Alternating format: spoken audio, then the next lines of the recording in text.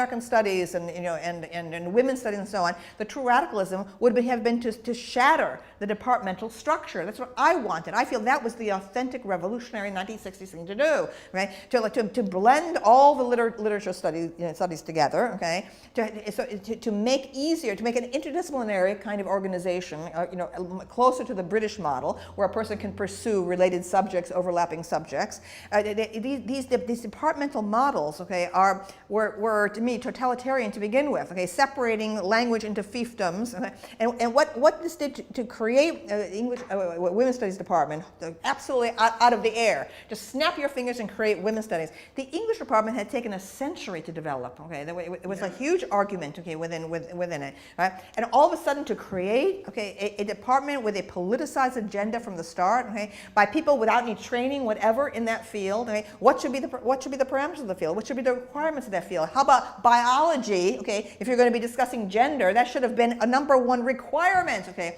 as part of any women's studies department or program. Yes. But no, okay, it was all hands off. It was just the administrators wanted to solve a public relations problem, okay? They had a situation with very few women faculty nationwide at a time when the women's movement had just started up. The spotlight of attention was on them. They needed women faculty fast. They needed the women's subject on the agenda fast, right? So they just like, poof, let there be women's studies, okay? And now we'll just hire some women, usually from English departments, here and there, and we'll just throw them together. You invent it. You say what it is. So that's why women's studies got frozen at a certain point of ideology, okay, of the early 1970s. I was already in revolt from it, okay? I was a precursor in terms of my endorsement of feminism before even now was created, right? But I couldn't even have a conversation with any of these women. They were hysterical about the subject of biology. They knew nothing about hormones, okay? I mean, I probably got in fistfights over this.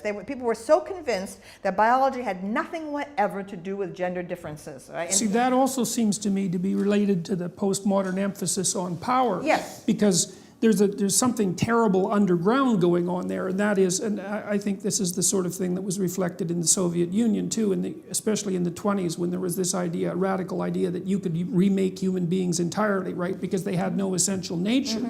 And so, if your fundamental hypothesis is that nothing exists except power, and you believe that, then that also gives you the right, in some sense, to exercise your power at the creation of the kind of humanity that your utopian vision envisions. And then that has and that also seems to me to justify the postmodern insistence that everything is only a linguistic construct. It again goes down to the notion of power, which Derrida and Foucault and Lacan are so bloody obsessed with.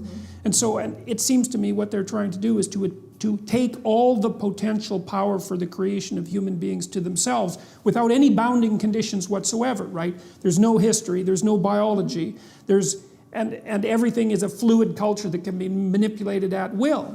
And so, I mean, in Canada, there are terrible arguments right now about biological essentialism, let's say. And one of the things that happened, which was something I objected to precisely a year ago, is that the social constructionist view of human identity has been built now into Canadian law. So there's an insistence that biological sex, gender identity, gender expression, and sexual proclivity vary independently with no causal relationship between any of the levels.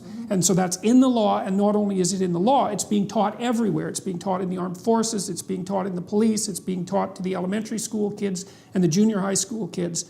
And underneath it all, I see this terrible striving for arbitrary power that's associated with this crazy utopianism.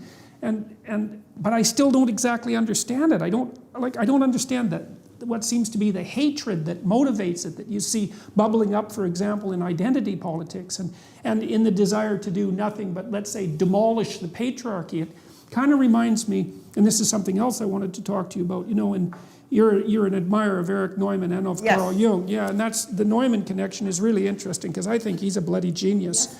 I really like The Great Mother is a great book and really a great warning, that book. And also The Origins and History of Consciousness is One of my most influential books, yeah. yeah, that's so interesting. Yeah. I read an essay that Yeah. you wrote. I don't remember when it It's a was. lecture I gave on Neumann at the NYU, yes. Yes, it's always been staggering to me that that book hasn't had the impact that it should have had. I mean, Jung himself, in the preface to that book, wrote that that was the book that he wished that he would have written. It's very much associated with Jung's Symbols of Transformation, and it was a major influence on my book, Maps of Meaning, which was an attempt to outline the universal archetypes that are portrayed in the kind of religious structures that you put forward. But the thing that I really see happening, and you can tell me what you think about this, in Neumann's book, consciousness, which is masculine, symbolically masculine for a variety of reasons, is viewed as rising up against the countervailing force of tragedy from an underlying feminine, symbolically feminine unconsciousness, right? And it's something that can always be pulled back into that unconsciousness.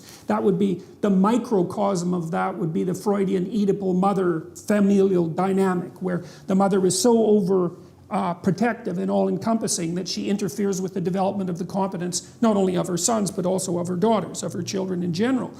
And it seems to me that that's the dynamic that's being played out in our society right now, is that there's this, and it's related in some way that I don't understand, to this insistence that all forms of masculine authority are nothing but tyrannical power. So the symbolic representation is tyrannical father with no appreciation for the benevolent father, and benevolent mother with no appreciation whatsoever for the tyrannical mother, right? And that's that. And because I thought of ideologies as fragmentary mythologies. That's where they get their archetypal and psychological power, right? And so in a balanced representation, you have the terrible mother and the great mother, as Neumann laid out so nicely.